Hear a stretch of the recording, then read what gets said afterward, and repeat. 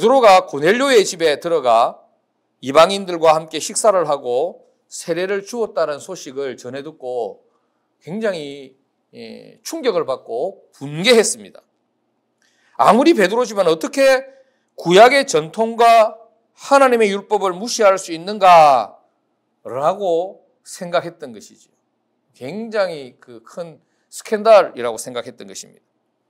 그래서 그들은 베드로가 돌아오면 이 베드로를 신문하고 베드로에게 그 사실을 따져 묻고 질책하기 위해서 준비하고 있었습니다. 오늘 우리가 함께 읽었던 1절부터 3절 말씀을 다시 같이 한번 보겠습니다. 유대에 있는 사도들과 형제들이 이방인들도 하나님의 말씀을 받았다 함을 들었더니 베드로가 예루살렘에 올라갔을 때에 할례자들이 비난하여 이르되 네가 무할례자의 집에 들어가 함께 먹었다 하니 이렇게 이야기합니다. 이 할례자들이란 말은 유대인들이란 말이죠. 할례 받은 사람들. 그러니까 이방인들은 그 당시 할례를 받지 않았기 때문에 무할례자들은 이방인들을 뜻합니다. 그래서 이 할례자들인 유대인들이 소식을 듣자 하니 베드로가 이방인 고넬료의 집에 가서 그들과 함께 먹고 교제하고 세례를 베풀고 이런 소문이 들리니까 이게 무슨 일이고 우리가 접하지 말아야 될 사람, 만나지 말아야 될 사람, 교제하지 않아야 될 사람들과 함께 교제했다 하는 이야기를 듣고 굉장히 화가 났던 것이죠. 그래서 베드로가 오면 이 일들을 따져 물어야겠다 라고 생각했던 것입니다. 이 유대인들의 불만은 베드로가 이방인의 집에 들어간 것과 거기에서 설교한 것도 있지만 본질적으로 율법을 무시하고 그들과 함께 식사 자리를 함께 했다는 것, 그것에 있었습니다. 사실 이러한 비난과 이러한 종교적인 갈등은 불과 얼마 전까지만 해도 베드로도 가지고 있었던 문제였습니다. 베드로가 기도하는 가운데 환상을 봤죠. 그 환상에 뭐가 나타났냐면 보자기에 구약 율법에서 먹지 말라고 한 그 짐승들이 담겨져서 기도하는 베드로에게 내려왔습니다. 베드로 보면 알죠. 이거 먹지 말라고 한 구약 레위기에도 나와 있는 것과 같은 그런 짐승들이 담겨져 있었습니다. 하나님께서 기도하는 가운데 베드로에게 말씀하시죠. 네가 배고프지? 이것을 잡아먹으라. 베드로는 깜짝 놀랐습니다. 주님, 내가 이것을 지금까지 한 번도 먹은 적이 없고 한 번도 먹은 적이 없다는 말은 무슨 말입니까? 율법을 잘 지켰다. 내가 법을 어기지 않았다. 하나님 말씀대로 순종했다. 이 말입니다. 나는 그리낌이 없는 것, 그리낌 있는 것 이런 거 먹지 않았다. 율법에 금지한 것을 그렇게 행하지 않았다라는 것입니다. 구약에서 먹지 말라고 했던 더럽고 불결한 것들을 보여주시면서 하나님께서 잡아먹으라 이렇게 말씀하셨습니다. 얼마나 기가 막힌 일입니까? 우리가 이 세상을 살아가면서 가끔 우리도 이런 일들을 만날 때가 있습니다. 율법에서 금지된 것을 먹는 것과 같이 지금까지 전혀 경험해보지 않았던, 전혀 한 번도 생각해보지 못했던 것들을 해야 할 일이 있습니다. 물론 세상 살면서 뭐 직업적으로, 일적으로도 그럴 수 있지만 신앙 안에서의 말씀이죠. 내 자존심이 허락하지 않고 내 스타일이 아닌 일들을 요구받을 때가 있습니다. 마음이 불편한 일들을 요구받을 때가 있단 말이죠. 지금까지 내가 믿음 생활을 해오면서 한 번도 경험해보지 못했던 것, 이건 아니라고 믿어 의심치 않았던 그런 일들,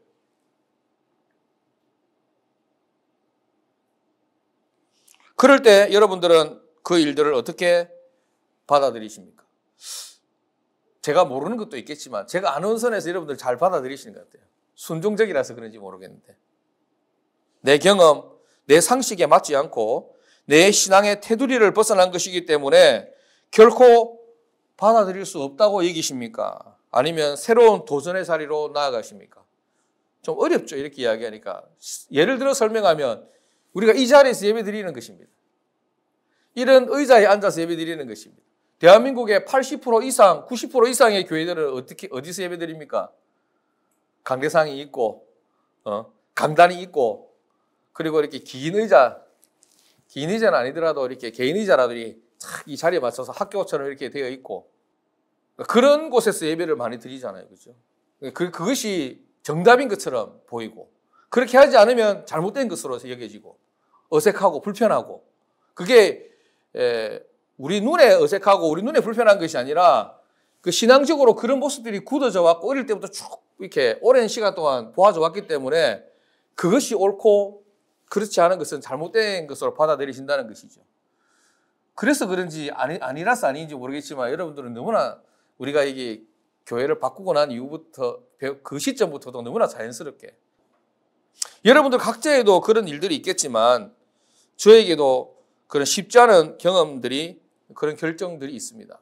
두 가지가 있는데 첫째는 목사로서 또 다른 직업을 가지는 것 그것이고 둘째는 조금 전에 제가 말씀드렸던 것처럼 교회의 외형적인 모습을 지금과 같이 변화시키는 일이었습니다. 우리에게는 아주 당연해 보이고 익숙한 모습이고 그런 익숙한 가치지만 유대인들과 같이 전통적이고 율법적으로 완고한 그런 신앙인들의 입장에서 볼 때는 이것이 받아들이기 굉장히 힘든 어려운 문제일 수도 있습니다. 사실은 저는 이렇게 편안하게 이렇게 표정 관리하고 있지만 목사의 세계에서는 쉽지 않은 문제이기도 합니다. 다른 직업을 가지고 일을 한다는 것. 그걸 이제 요즘에 굉장히 이슈가 되고 있는 목회자 이중직이라고 하죠. 근데 저는 좀 그 부분에 대해서 좀 동의하지 못하는 부분도 있습니다. 개인적으로. 왜냐하면 목회자가 두 가지 직업을 가지는 것에 대한 어떤 사회적인 논란, 사회적으로 뉴스에 나오고 하진 않습니다. 근데 기독교 안에서 목회자들 사이에서 그런 일들이 있습니다. 굉장히 논란이 많이 되고 있고 지금은 어쩔 수 없이 왜냐하면 자기들이 교회 총회가 아니면 교단 자체가 기독교 사회 자체에서 목회자의 생계를 책임져 주지 못하기 때문에 뭐 그런데 저는 또 그 접근하는 방법이 좀 다릅니다. 목사가 직업이냐라고 봤을 때 저는 그렇지 않다고 보거든요. 목사는 사명직이다라고 보거든요. 세상적으로 볼 때는 목회자도 성직자 이렇게 직업으로 보니까 제가 또 다른 직업을 가진 것이 두 가지 직업을 가진 것이 되는데 또 제가 생각할 때는 목회자는 직업이 아니라고 본다는 것이죠. 그 예전에 옛날에 학교 다닐 때 가정 방문 오기 전에 가정 조사 이렇게 하고 있었거든요. 아버지의 직업이 뭡니까? 이렇게 묻는 직업이 있었어요. 그래서 저는 뭐라고 썼냐면 항상 목사라고 쓰지 않고 무직이라고 썼거든요. 우리 아버지 지금 무직이다. 그래서 물어봐요. 선생님이나 친구들이 집에서 아버지 뭐 하시는 집에서 노는데요. 내가 볼 때 집에서 늘 놀았거든. 지금 우리 신앙의 눈으로 볼 때는 기도하고 말씀 보고 말씀 준비하고 우리는 내가 볼 때는 돈 안 벌어오잖아요. 돈 벌러 안 나가잖아. 다른 집처럼 저는 굉장히 불편했어요. 친구들 집에 가면 아버지가 돈 벌러 가고 직장 출근하고 없어가지고 내가 마음껏 친구들끼리 모여서 놀 수 있었는데 우리 집에는 항상 아버지가 있어. 근데 나가지도 않아.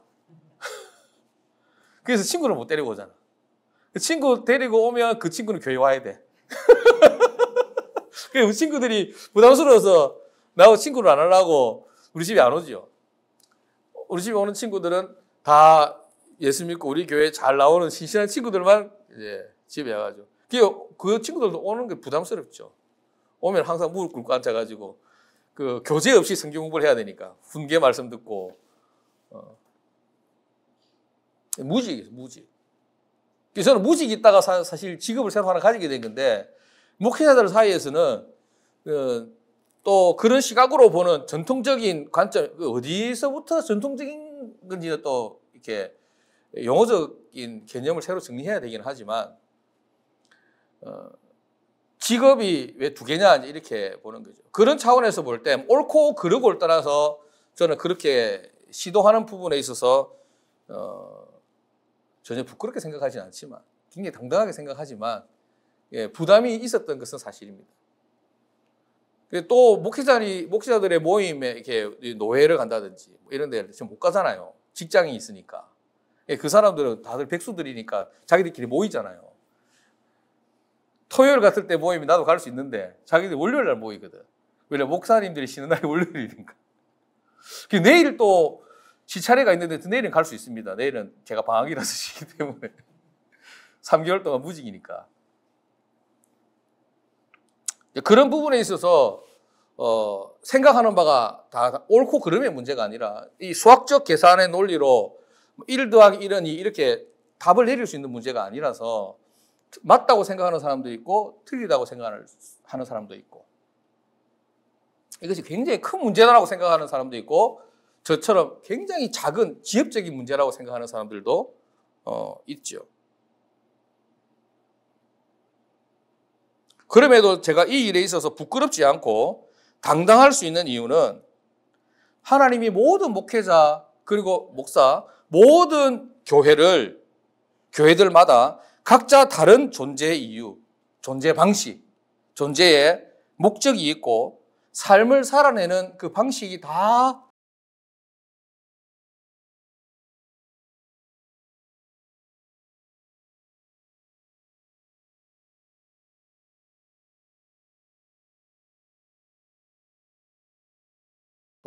성도님들하고 이렇게 믿음의 교제 나누는 거 좋아하고 신방 갈 수 있으면 신방 가는 거 좋아하고 요즘 다들 싫어하지만 그죠? 앉아서 책 보는 거 좋아하고 저도 책 보는 거 좋아하고 책 많이 보거든요. 요즘은 못 보지만 성경 읽고 묵상하고 기도하는 거 좋아하고 사명으로 여깁니다. 그런데 하나님께서 나에게 인도하실 삶의 방식 나를 통해서 만들어내고 싶은 삶의 방식이나 목적이나 이유들이 똑같지가 않다. 좀 다르다라고 받아들여졌습니다. 우리 교회를 인도하는 그 방식이 다르다고 얘기했습니다. 그러면 더 깊은 이야기가 들어가면 이 방송이 나가기 때문에 더 자세한 이야기는 할 수가 없고. 그래서 저에게 주어진 길, 우리 교회에 주어진 어떤 존재 방식이나 모습이 다르다고 얘기했고 거기에 순응하고 순종하는 결단으로 저는 이렇게 한 것이죠. 거기에 여러분들은 함께 동참하셨고 또 기쁨으로 적극적으로 함께 동참해 주신 것으로 저는 이해하고 또 감사를 드립니다. 베드로가 하늘의 소리를 3번씩이나 부인한 것을 보면 무척이나 어렵고 고통스러운 문제였음을 알 수 있습니다. 이 전들 3번 이렇게 고민 안 했겠습니까? 그죠? 계속 고민하고 염려하고 걱정하고 이것저것 다 잴 거 재고 따질 거 따지고 해봤겠죠. 지금 오래돼서 기억이 잘 안 나지만 베드로는 신앙적인 혼란에 빠졌습니다. 이런 베드로에게 주님은 3가지 사실을 보여주심으로써 베드로를 확인시켜 주시죠. 베드로에게 3가지 말씀, 3가지 사실을 보여줍니다. 먼저 사도행전 앞장에 10장 15절 말씀에 보면 성령님의 음성이 들립니다. 그것은 베드로가 보자기 같은 큰 그릇 안에 있는 더럽고 불결한 짐승을 잡아먹을 수 없다고 항변했을 때 들려주신 음성이었습니다. 사도행전 10장 15절 같이 한번 읽어보겠습니다. 첫 번째 잡아먹으라 할 때 베드로가 잡아먹지 않는다 했고 그때 두 번째 소리가 있었습니다. 같이 읽습니다. 시작. 또 두 번째 소리가 있으되 하나님께서 깨끗하게 하신 것을 네가 속되다 하지 말라 하더라. 아멘. 하나님께서 깨끗하게 하신 것을 네가 속되다, 거룩하지 않다, 불결하다, 더럽다 하지 말라. 목사가 다른 직업을 가지는 것이 왜 불결하고 왜 깨끗하지 못하고 왜 거룩하지 못한 것이냐. 목회직을 성직이라고 하죠. 왜 그거는 거룩한 직이고 그러면 거룩한 직이 있다는 것은 거룩하지 않은 직업이 있다는 말이잖아요. 그죠? 목회자를 성직자라고 하는데 성직자라고 하면 거룩한 직을 가진 사람이라는 말인데 그 말이 있다는 말은 거룩하지 않은 직을 가진 사람이 있다는 말이잖아요. 그 말 자체가 이미 잘못된 말이에요. 구분 짓는 거잖아요. 지금 중세시대도 아닌데 구약시대도 아닌데 다 성직이죠. 가스 성직 아닙니까? 대리점 성직 아닙니까? 보험은 성직 아닙니까? 다 성직이죠. 하나님께서 깨끗하게 하신 것을 네가 속되다 하지 말라. 베드로는 여기에 충격을 받았습니다. 분명히 내가 지금까지 태어날 때부터 들어왔고 배워왔고 그래서 그것이 진실이고 진리라고 알고 있었던 불결했던 것인데 하나님께서 깨끗하게 하셨다라는 것입니다. 하나님께서 깨끗하게 하신 것을 더럽다고 하지 말라는 그 말씀입니다. 그래도 베드로는 사실 받아들이기가 무섭고 그래서 주저했습니다. 그때 마침 고넬료의 하인들이 찾아왔고 베드로는 갈등할 수밖에 없었습니다. 일맥상통한 이야기잖아요. 고넬료는 이방인인데 그들과 함께 교제하지 말아야 하는 것이 이방인들에게 주어진 그 일이란 말이죠. 유대인들은 이방인들과 함께 상종하지 못했고 그들과 함께 교제하지 못했는데 그들로부터 초대를 받은 것입니다. 그때 성령의 음성이 또 들립니다. 20절 말씀, 사도행전 10장 20절 말씀입니다. 시작. 일어나 내려가 의심하지 말고 함께 가라. 내가 그들을 보내었느니라 하시니. 아멘. 주님 이렇게 말씀하시면 일어나 내려가 의심하지 말고 함께 가라. 하나님 말씀이 그렇게 들립니다. 가라. 저도 그 말을 들었어요. 교육청으로 가라. 물론 사람이 나에게 부탁을 하고 요구를 했지만 하나님의 음성으로 저는 들은 것이지. 소 목사야 가라. 교회 앉아 있어봐야 네 찾아온 사람 아무도 없다. 그 다음에 뭐라고 이야기합니까? 내가 그들을 보내었느니라. 누가 보냈단 말입니까? 하나님께서 그들을 보냈다. 15절 말씀에는 뭐라고 합니까? 내가 하나님께서 깨끗하게 하신 것을 네가 속되다. 하나님께서 깨끗하게 하신 것처럼 하나님께서 이방인들을 보냈다. 베드로와 함께 교제하도록 하시기 위해서. 베드로는 이 성령의 음성을 듣고 고넬료를 만나러 갑니다. 이렇게도 안 갈 수가 없죠. 이렇게까지 하는데. 그리고 고넬료의 집에 가서 고넬료의 간증을 듣게 됩니다. 하나님이 고넬료에게 천사를 보내어 하나님이 그의 기도와 구제를 받으셨고 베드로를 초청하라는 메시지를 주셨다는 것입니다. 이때 베드로는 놀라면서 하나님의 깊은 뜻을 완전하게 깨닫게 됩니다. 사도행전 10장 34절 35절 말씀 같이 보겠습니다. 시작. 베드로가 입을 열어 말하되 내가 참으로 하나님은 사람의 외모를 보지 아니하시고 각 나라 중 하나님을 경외하며 의를 행하는 사람은 다 받으시는 줄 깨달았도다. 아멘. 베드로의 깨달음이 여기에 왔습니다. 고넬료와 만남과 고넬료가 했던 하나님의 음성을 듣고 했던 그 간증들 들으면서 내가 참으로 하나님은 외모를 보지 않으시는 분이다. 외모를 본다는 게 뭡니까? 혈통을 보지 않는다는 말이잖아요.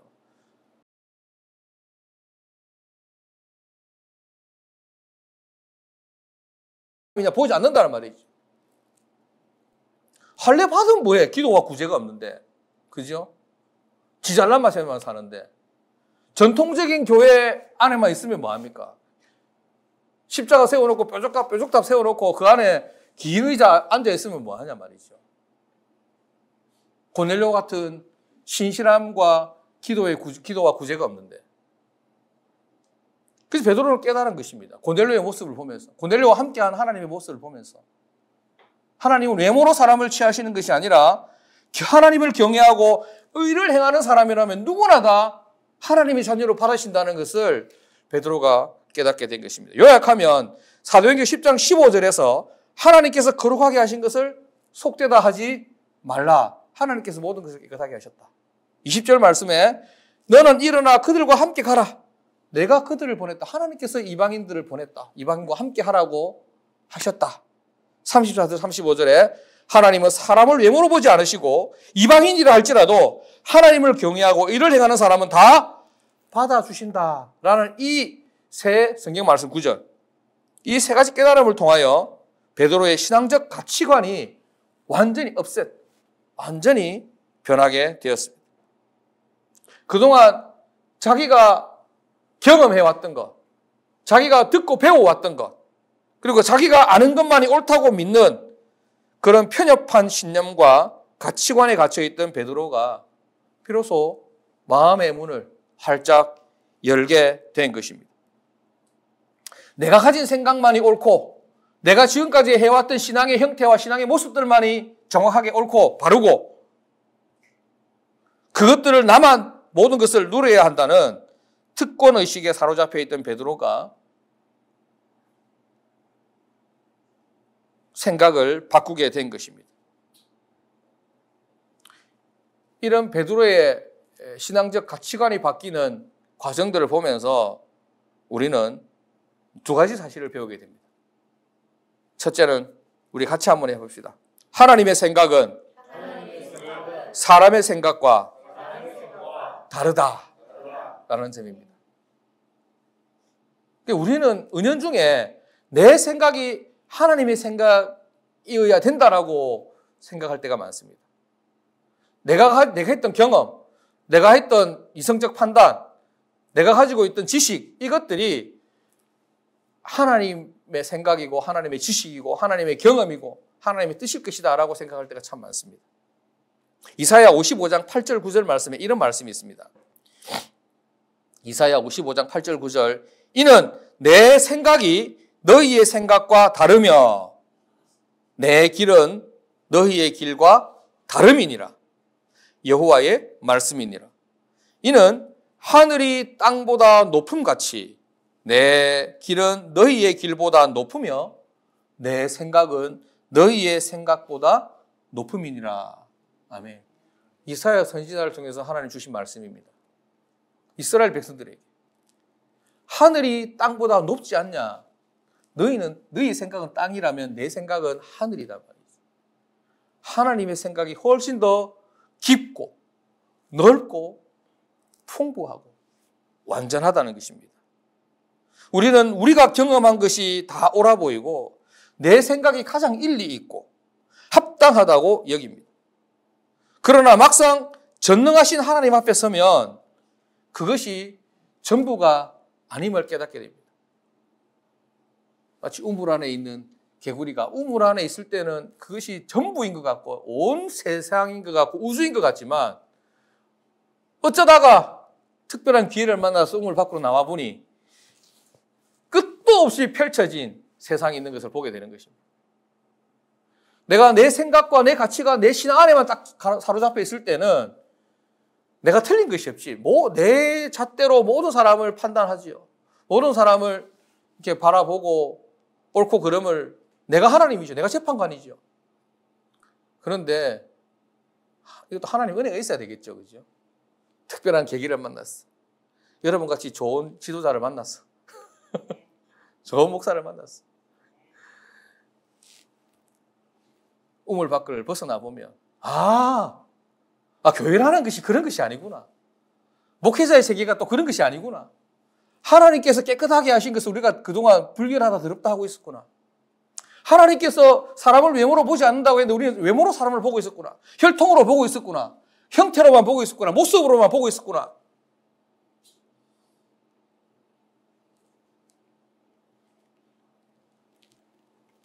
실제로 하나님을 만나게 되면 하나님께서 가지고 계신 그 우주 같은 광활하고 강대한 그 뜻을 우리가 보게 되면 나만 옳다고 주장해왔던 과거가 부끄러워지게 되는 것이죠.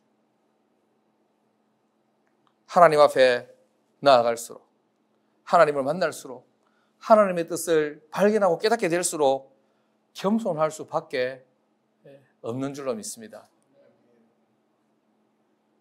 이스라엘을 선택한 하나님의 뜻은 이스라엘만을 구원하는 것이 아니었습니다.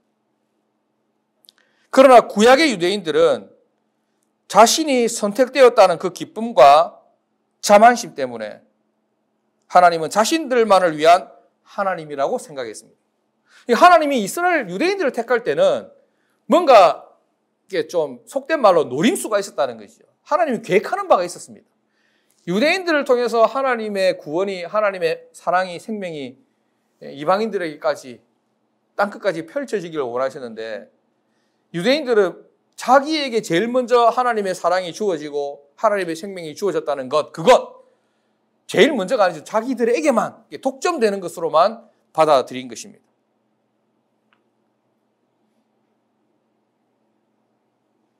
그래서 그들이 마음의 문을 열 수 없었던 것이죠. 사랑하는 여러분, 우리가 한번 생각해 봅시다. 이스라엘이 하나님의 선택을 받기 전에 어떤 민족이었을까? 이스라엘은 처음부터 태생적으로 선민이었을까? 제일 먼저 하나님이 누구를 택하셨습니까? 믿음의 조상이라고 하는 아브라함을 택하셨죠. 하나님이 아브라함을 부르실 때 반대로 아브라함이 하나님의 부름을 받기 전에 어떤 사람이었습니까? 믿음이 있었습니까? 믿음 없었죠. 아브라함 뭐 하는 사람이에요? 직업이 뭐였습니까? 우상장사였습니다. 우상장사. 그냥 이렇게 도자기를 했는지 뭐 나무를 깎았는지 모르겠지만 돌을 깎았는지는 모르겠지만 신의 형상을 만들어놓고 그것을 사람들에게 팔았단 말이죠. 우상장사했단 말이죠. 하나님으로부터 부름받기 전에는 그 잡신을 섬기는 사람이었습니다. 근본 없는 사람이었단 말이죠. 믿음의 근본이 아무것도 없었습니다. 아브라함이 언제부터 하나님 믿었습니까? 하나님의 부름을 받고 나서부터 믿었죠. 갈대아 우르에 사는 한 이방인에 불과했습니다. 하나님과 아무 상관없던 사람이었는데도 하나님이 그를 불러서 자녀 삼아주시고 구원의 백성 삼으시고 갈고 닦고 다듬어서 믿음의 조상으로 세우신 것이죠. 유대 그 사실을 알지 못했습니다. 우리도 다 아는 사실을. 자기 분수를 몰랐다는 말이죠. 주제 파악이 전혀 안 되는 것입니다. 하나님께서 그들을 선민으로 뽑아주시고 아브라함을 믿음의 조상으로 만들어주신 그 은혜를 모르고 자신만 하나님의 백성이고 하나님은 자기들만, 자기 민족만 독점하고 자기 민족들만 소유해야 되는 그런 골동품처럼 여겼던 것입니다. 그렇게 오만함과 자만심을 갖게 된 것입니다. 여기서 우리는 하나님의 생각과 우리의 생각이 참 다르다. 하나님이 원하시는 믿음과 내가 주장하는 믿음이 참 다르다 하는 것을 읽을 수가 있습니다.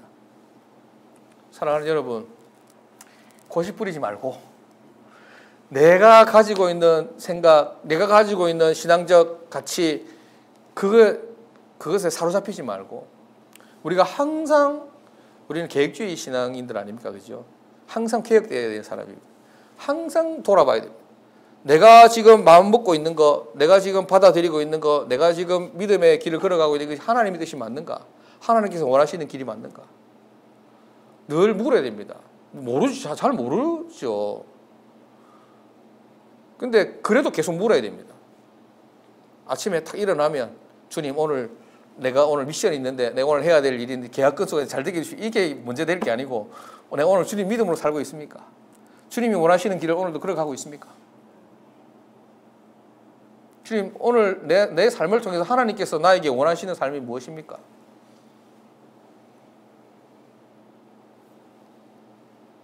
두 번째 우리가 배워야 될 점은 우리가 하나님의 생각과 내 생각이 다르다는 것을 깨달았을 때 어떻게 해야 하는지를 도전받게 됩니다. 베드로의 경우 어떻게 했습니까? 즉시 태도를 바꿨습니다. 즉시 자기 자신의 가치관을 새롭게 했습니다. 내가 그전에는 하나님 여러 번 말씀하실 때 3번까지 이렇게 내려와서 이야기할 때도 미심쩍고 찝찝했단 말이죠.